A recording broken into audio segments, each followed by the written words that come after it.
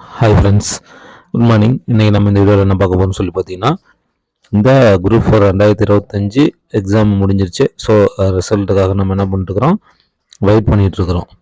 ஓகேங்களா? ஸோ ரிசல்ட்டுக்காக தான் வெயிட் பண்ணிகிட்ருக்குறோம். அதில் எந்த வித மாற்று கருத்துமே கிடையாது. சரி, ரைட். இப்போ வந்து பார்த்தீங்கன்னா, இதுக்கு இடையில் ஒரு சிலர் வந்து பார்த்தீங்கன்னா, அவங்களுக்காக நான் இந்த வீடியோ நான் வந்து பார்த்தீங்கன்னா போடுறேன். ஓகேங்களா? நீங்கள் கன்ஃபியூஷனில் இருப்பீங்க. அதுக்காக நான் இந்த வீடியோ என்ன பண்ணுறேன், போடுறேன். அதாவது 2 பார்ட்.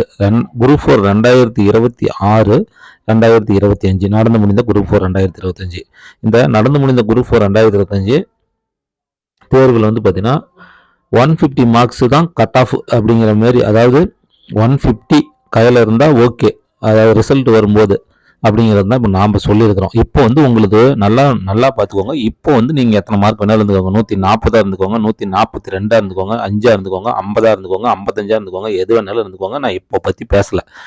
இப்போ டென்டேட்டிவ் ஆன்சருக்கு இப்படி நீ என்ன மார்க் இருக்கிறங்கிறத நான் என்ன பண்ணல, நான் பேசலை.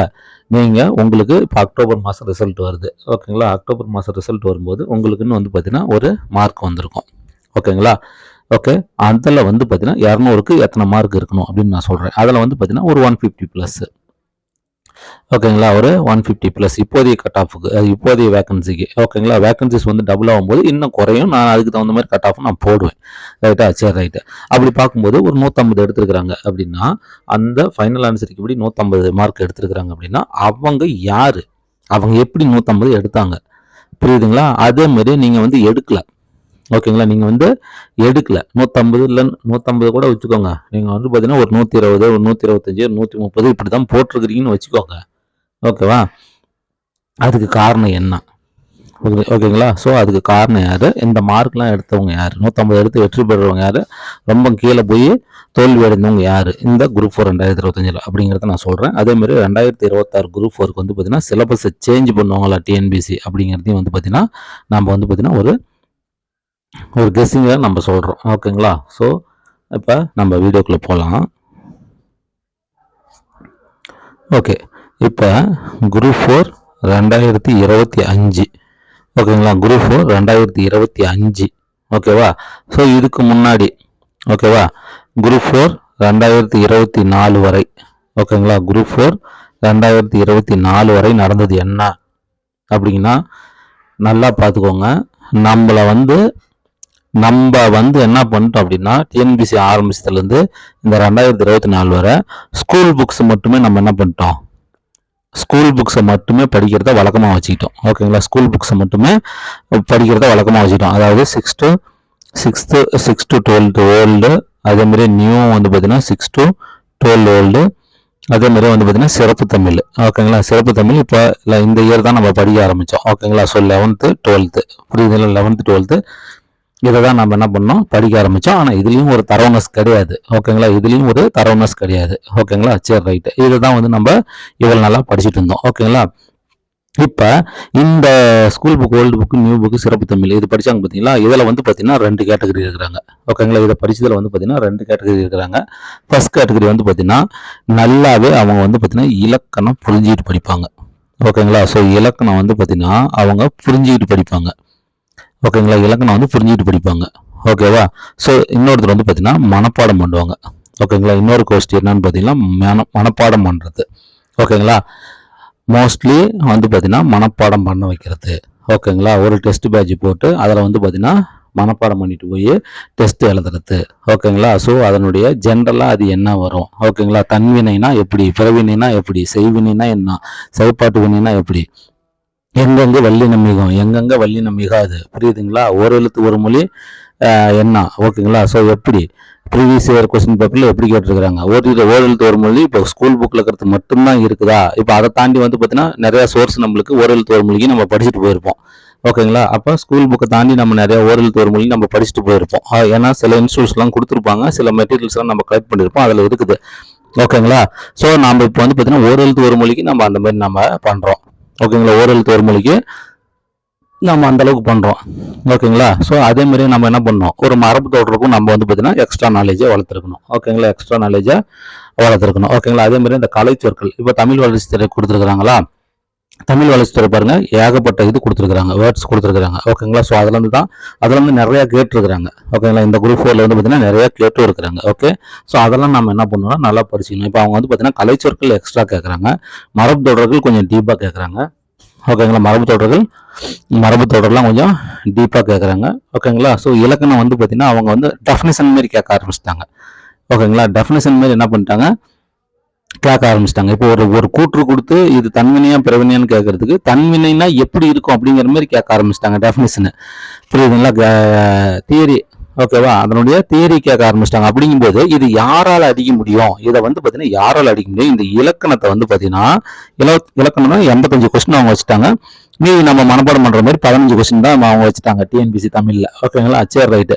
அப்ப இந்த 85 கொஸ்டின் வச்சதுக்கான காரணம் என்னன்னா, இந்த இலக்கணத்துல ஜென்ரலா எவன் அண்டர்ஸ்டாண்ட் பண்ணி நல்லா ஜென்ரலா நாலேஜ் இருக்குது அவனுக்கு இலக்கணத்துல. எதை கேட்டாலும் ஸ்கூல் புக்கை தாண்டி, புரியுதுங்களா, சிலபஸ் தான், ஆனா ஸ்கூல் புக்ல இல்லை. புரியுதுங்களா? ஸ்கூல் புக்ல இருக்காது, ஆனா சிலபஸ்ல இருக்கும். ஓகேங்களா? அந்த மாதிரி கொடுத்தா எவன் இதை கிராக் பண்றான்னு பாக்குறாங்க. புரியுதுங்களா? ஸோ அதை தான் இப்போ அவங்க எக்ஸ்பெக்ட் பண்றது. ஓகேங்களா? அதை கிராக் பண்ணவங்க தான் இந்த 150+ அடிச்சவங்க. புரியுதுங்களா? டிஎன்பிசி கேட்டாங்க பாத்தீங்களா? டிஎன்பிசி கேட்டதுல கொஸ்டின் பேப்பர்ல ஒரு 165 170 அந்த மாதிரி ரேஞ்சில் போக முடியலனாலும் ஒரு 150 கிராக் பண்ண முடியும்னு சொல்லி காட்டினவங்க தான் இந்த கட் ஆஃப்குள்ள வந்தவங்க. புரியுதுங்களா?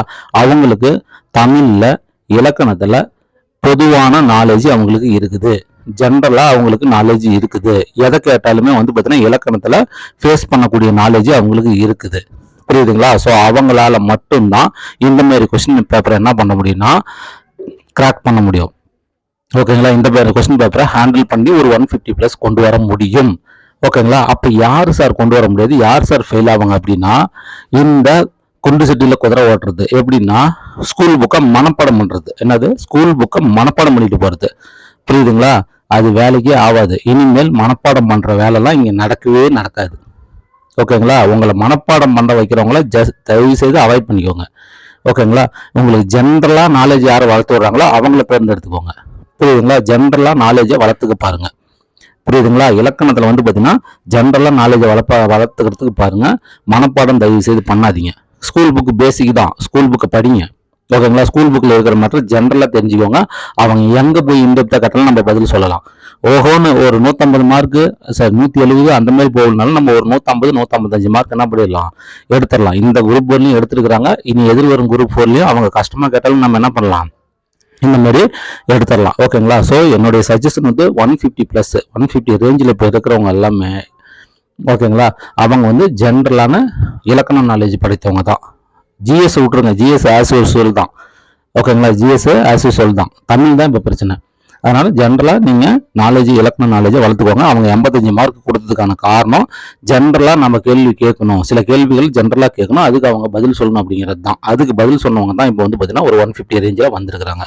அதுக்கு பதில் சொல்ல முடியாத மனப்பாடம் பண்ணவங்க எல்லாம் கீழே போயிட்டாங்க. இதுதான் உண்மை. எதிர்வரும் குரூப் 4ல உங்களுடைய தவறுகளை என்ன பண்ணிக்கோங்க, திருத்திக்கிட்டு அடுத்த குரூப் 4 கிராக் பண்ண பாருங்க.